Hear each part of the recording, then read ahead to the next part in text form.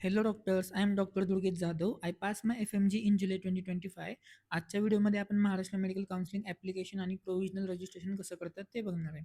हॅफकिन Parel is the location in Mumbai. तिथे गेल्यावरती हा वेटिंग एरिया आहे, जिथे तुम्ही तुमच्या रिलेटिव्हसोबत बसू शकता. तिथे तुम्हाला रजिस्टरमध्ये नाव लिहायचं आहे. मग तुम्हाला एक नंबर देतील, डॉक्युमेंट्स टॅग करण्यासाठी काही शीट्स देतील आणि स्नॅक्स देतील.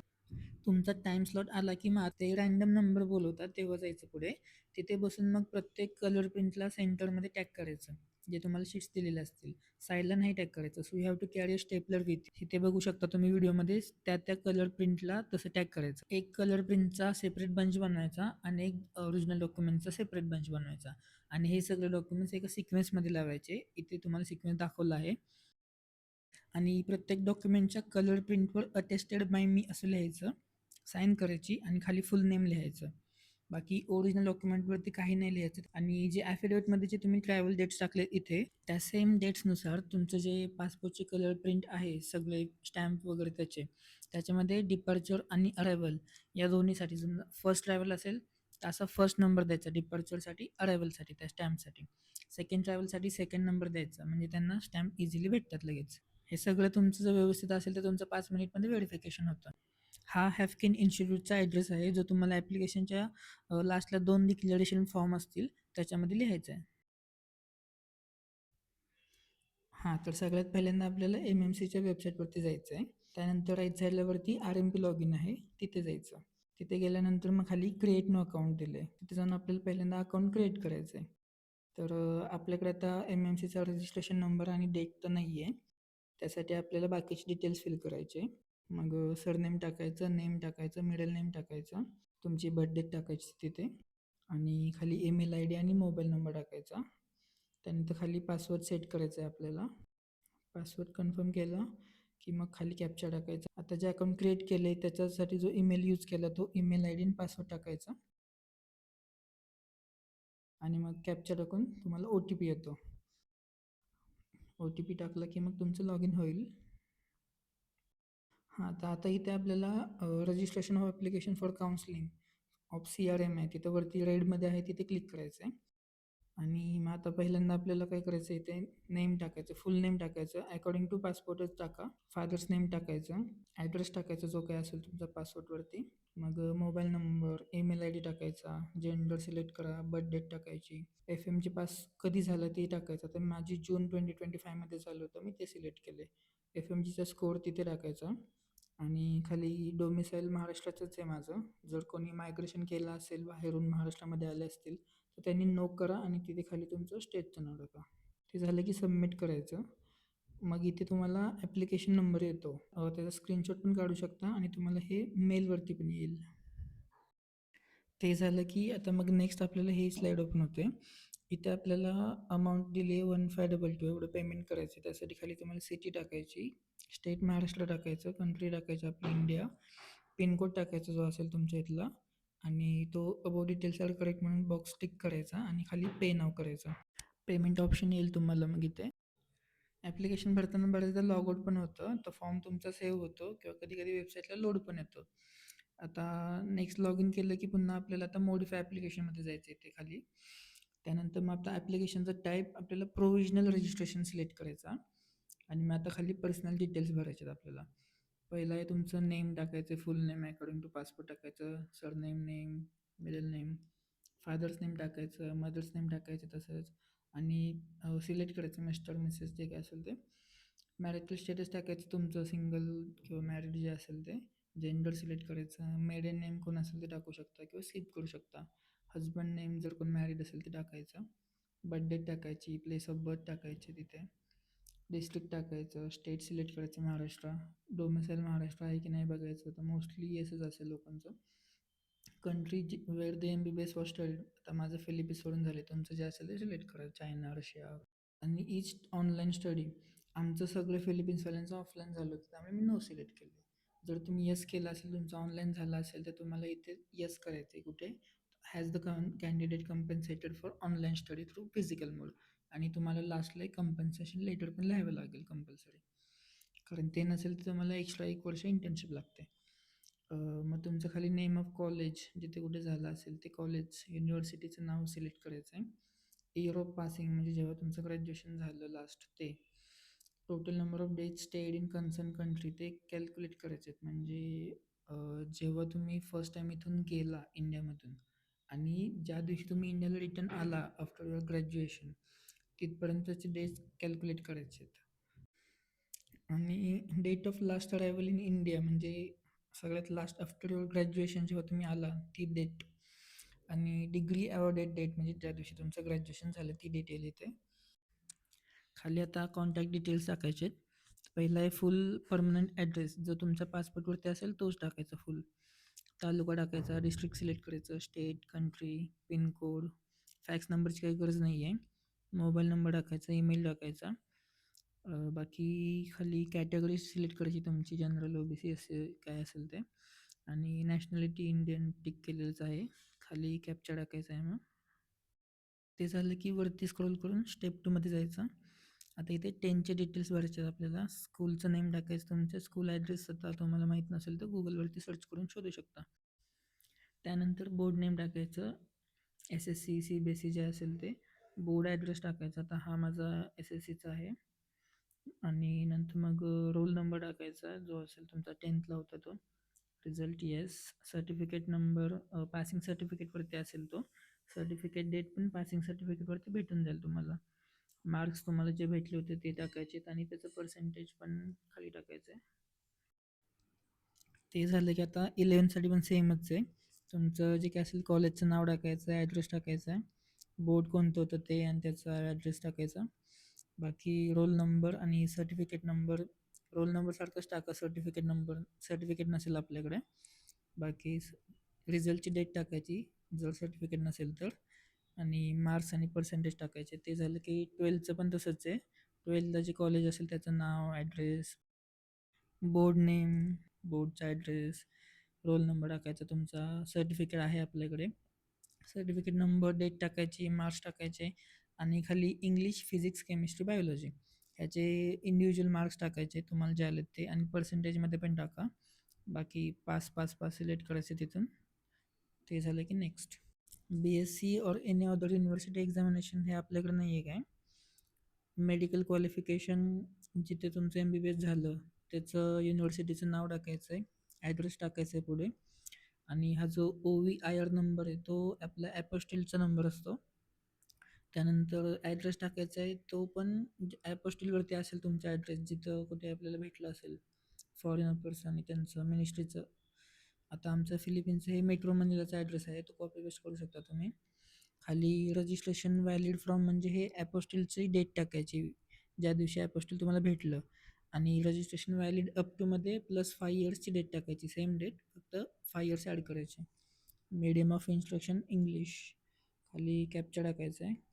आणि have you done any part of your medical course in India or any other country other than, जिथे तुम्हाला तुमची डिग्री भेटली.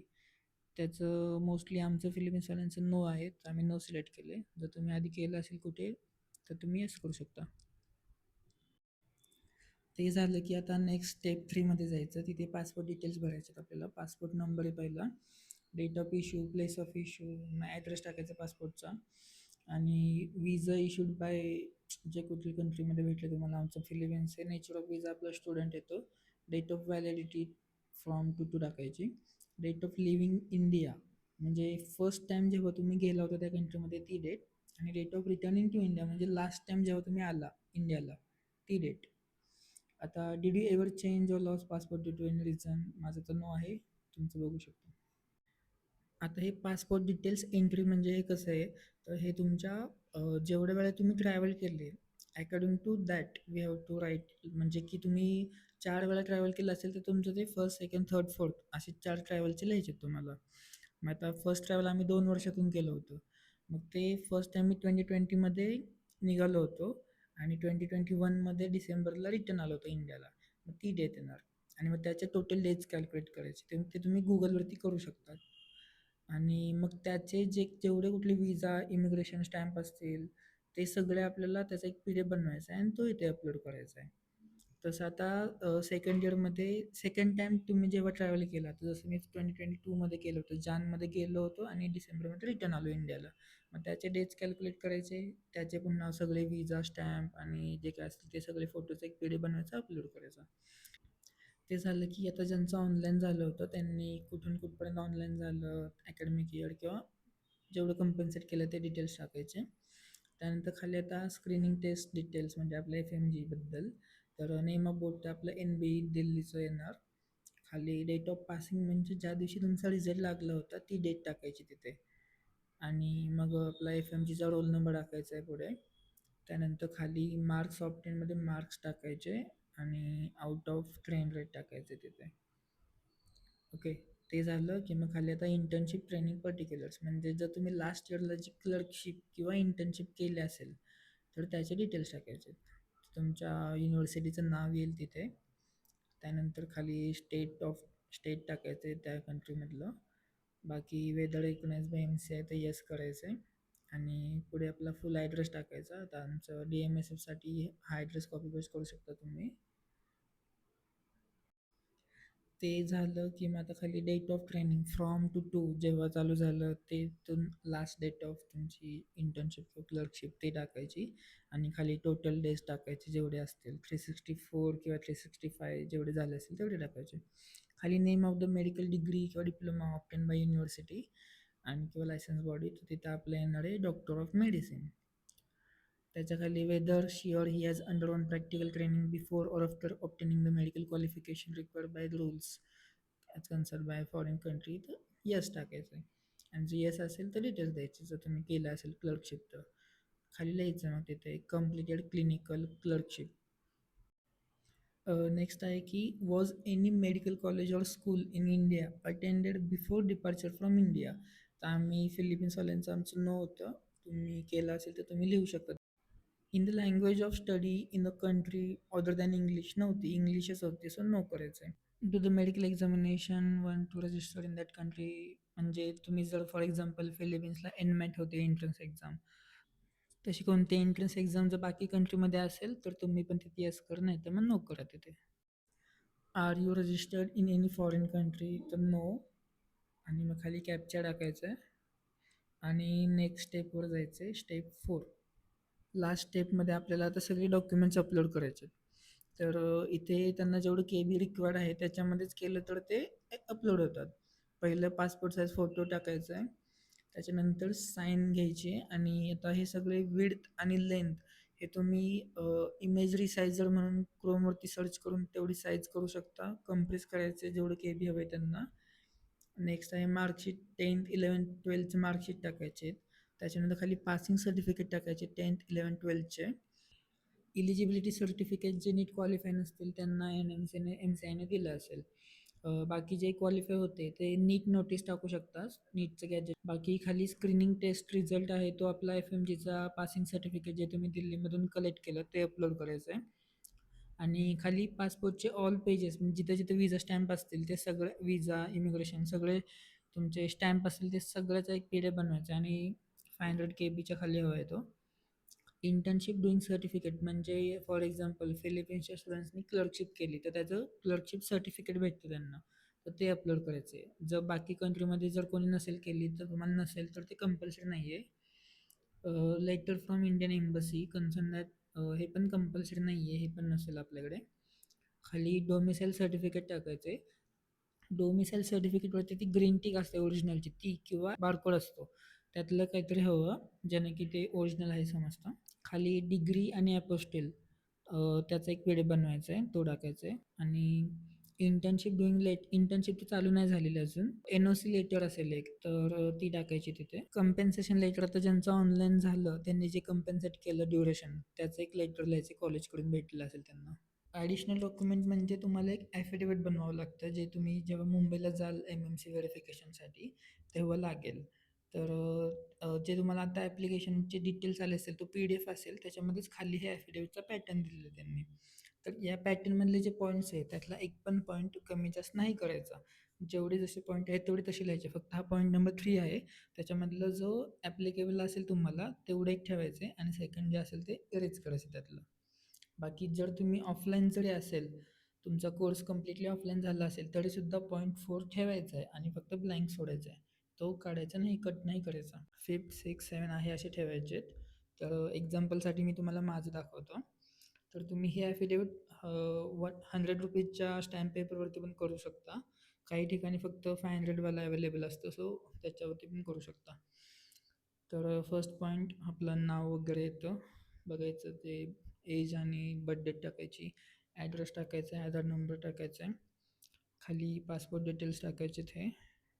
त्याच्यानंतर आता India to Philippines, Philippines to India, म्हणजे तुम्ही ज्या कंट्रीमध्ये इंडियामधून फर्स्ट टाईम जेव्हा निघाला तो डिपार्चरचा डेट येईल तिथे, आणि इंडियाला ज्या दिवशी अराईव्ह झाला ती अरायवलची डेट नेक्स्ट तिथे असेल, आणि मग ते ड्युरेशन कॅल्क्युलेट करायचं. आणि जे तुम्ही आता ॲप्लिकेशन फॉर्ममध्ये जे डेट्स फिल कराल तेच सेम ट्रॅव्हल डिटेल्स ॲफिडेविटमध्ये पण टाकायचे, जेणेकरून तुम्हाला काही प्रॉब्लेम नाही येणार पुढे. आणि टोटल डेज पण कॅल्क्युलेट करायचे, गुगलवरून कॅल्क्युलेट करायचे, लास्ट डे इन्क्लूड करायचं त्याच्यामध्ये आणि ते लिहायचे तिथे. बाकी 0.2, 0.3, 0.3मधलं पुन्हा एकदा सांगतो, जे ॲप्लिकेबल असेल तेच ठेवायचं आणि ऑरवाला ऑप्शन काढायचा आणि 0.4 आहे असा ठेवायचा. ह्याच्यामध्ये जर तुम्ही मिस्टेक केली तर ते ॲफिडेविट ॲक्सेप्ट करत नाहीत, पुन्हा एकदा बनवावं लागतं. 0.567 आहे असा ठेवायचा आहे. 5मध्ये जे आपण तुम्ही क्लर्कशिप किंवा इंटर्नशिप केली असेल तिकडे त्या कंट्रीमध्ये, त्याचे डेट्स लिहायचे आहेत तिथे, आणि खाली मग काय साईन करायची आणि नाव लिहायचं आहे.